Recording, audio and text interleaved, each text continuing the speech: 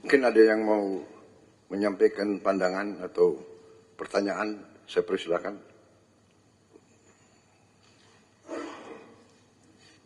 Silakan. Terima kasih Bapak Presiden. Well, first of all, thank you, Mr. Gate, for your contribution to Indonesia and also to the world. Under the direction of Bapak Presiden, actually, as a Minister of Investment, and also at the same time, I lead the CEO of Danantara, which is our newly established sovereign wealth fund. And actually, yesterday morning, we had a discussion with your team, because in Danantara, we also setting up the Danantara Trust Fund, and on the internal discussion, we are committed actually to put 1 to up to 2.5% of our dividend payout ratio.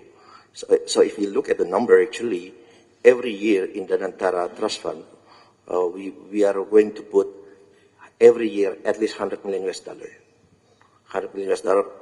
And for the next 5 years, even 5 to 6 years, if we look at the number, actually we will pledge to put up to $1 billion in the Danantara Trust Fund.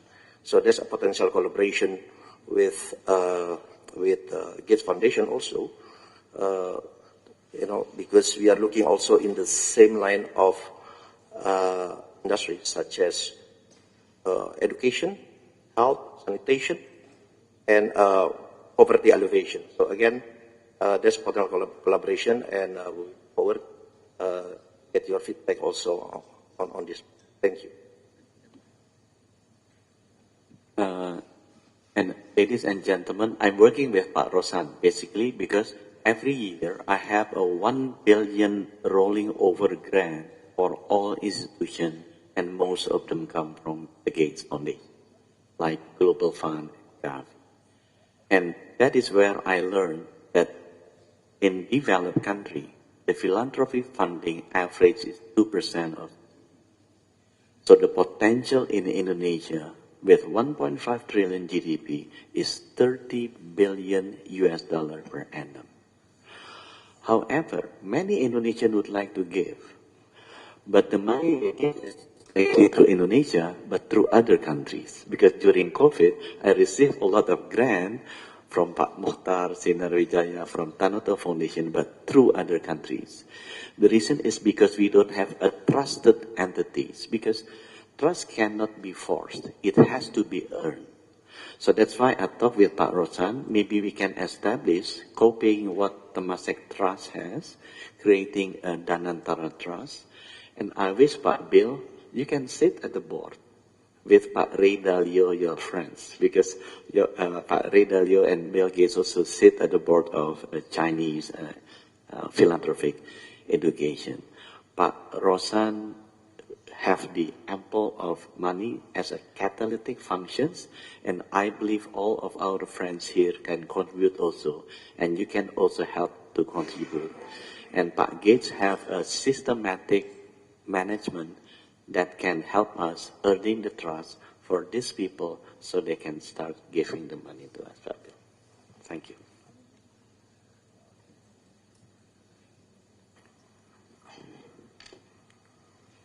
Mr. Gates,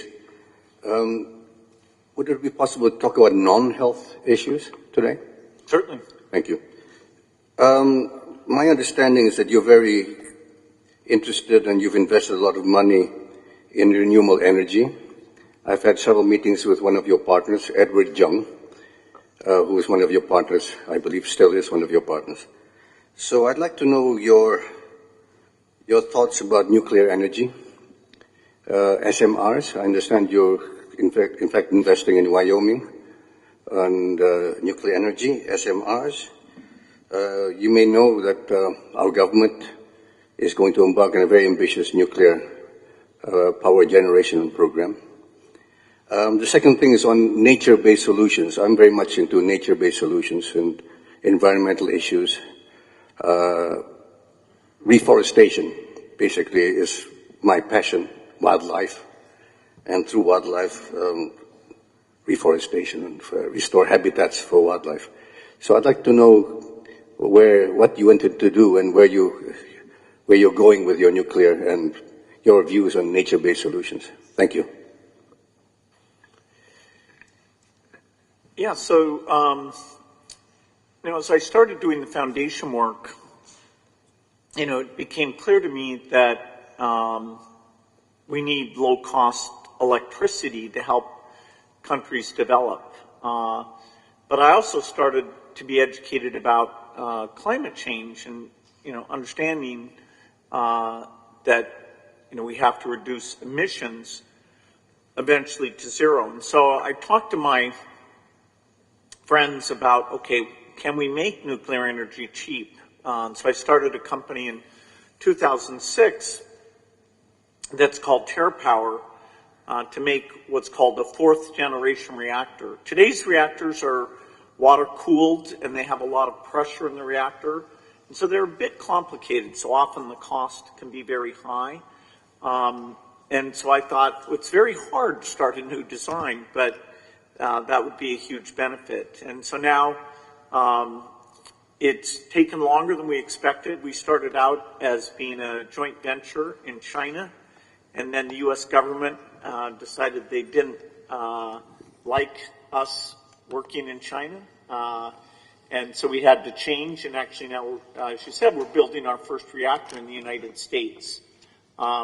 There's a lot of countries that and so we have to make it cheap, and we have to show that this new design is extremely safe. And, places like Japan, South Korea, France, the UK, they have in their plans a desire to use nuclear energy. But right now the plants are expensive. And so we are hoping, as we build 20 of these reactors, the cost can be very low. Part of that will be through a very strong partnership we have with some companies in South Korea. Hyundai and SK are investors in this work. And so in 2030, that first reactor will turn on.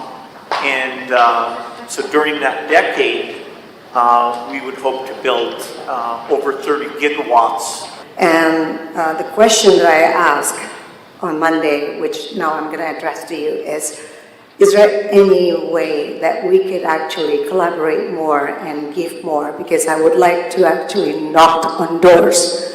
Buat bapak-bapak di sini to everyone that's present here, because the government will not be able to do it alone. The private sector needs to actually contribute in eradicating illiteracy and improving the teaching quality. Hence, we can actually achieve higher order thinking.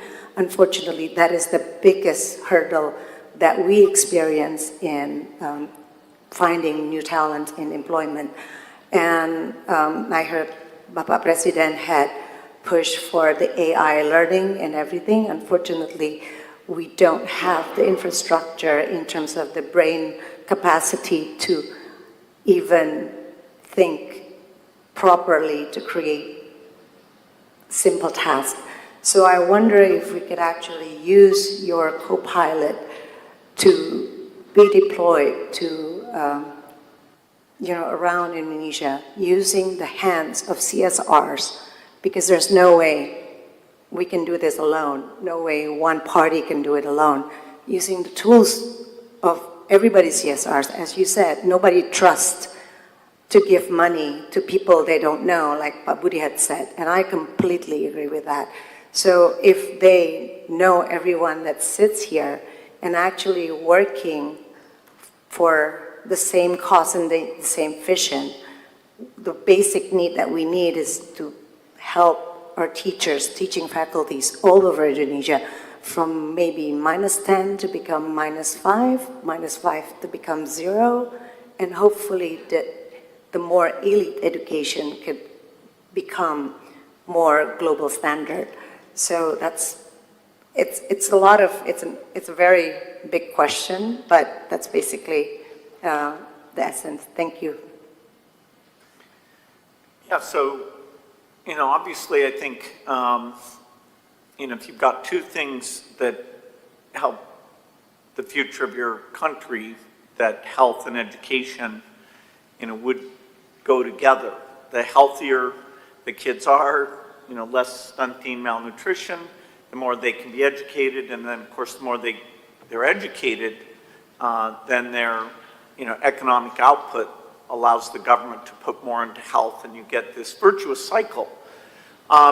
If you look at education statistics in this region, the two exemplars would be Singapore and Vietnam. Singapore is kind of amazing, which is, okay, they're rich and it's partly cultural, but their education outcomes are really amongst the best in the world. Vietnam, for its level of income, is the best in the world. They run, and it's not through the use of technology. I'm a huge believer that, particularly as you get up into high school and college, that having access to these learning tools, these tutoring tools from AI will help. But the key thing that allows a country to be an exemplar is that they train the teachers well and they have very high expectations for the teachers.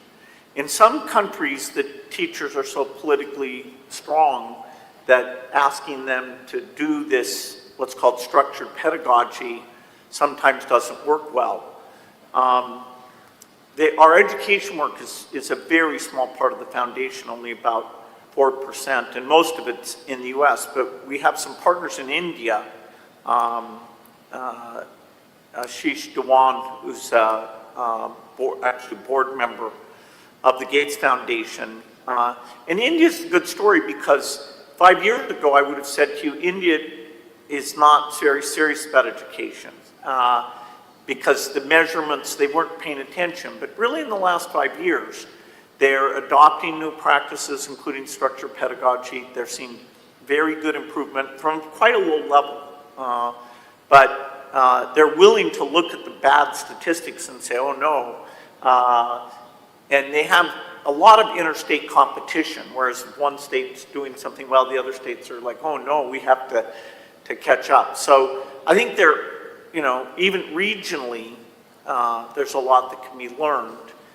Then you do want to connect into AI. The Gates Foundation funds a group called Khan Academy that does an AI called Khan Amigo. And they've had a few philanthropists, like some in Brazil and some in Mexico, that have gone to them and said, okay, we'll fund bringing that technology to our country. So, that would be a possibility. But, I wish I had enough to do both health and education in a serious way, but we're 90% health. But I'm totally aligned with you that education will be important, and now AI will finally help us with that.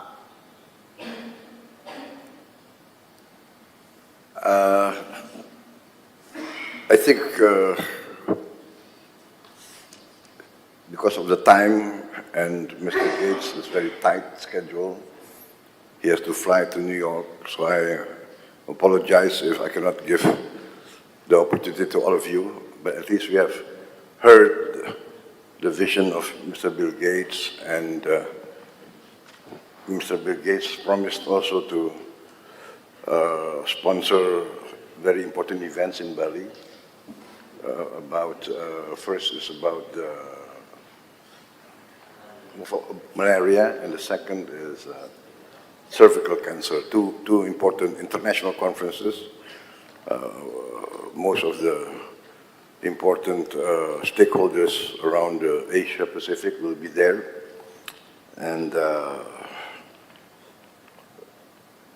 we are talking more and more about how we can interface and cooperate with the Gates Foundation on many critical matters. So I think we thank you, Mr. Bill Gates, for spending some time with us. And once again, I would like to thank you on behalf of the Indonesian people and the government for your commitment and your attention to important issues that we face. And yes, so we would like to acknowledge your great contribution, and also we would like to work together with you in the future. Once again, thank you very much. Yeah. Well, thank you all. I look forward to coming up with partnerships in all these different areas. So it's great to be here. Ya, saya minta maaf yang barisan belum kenalan, saya kira bisa maju ke depan untuk kasih tangan ke beliau. Kapan lagi ketemu Bill Gates? Cepat-cepat, tukang foto cepat.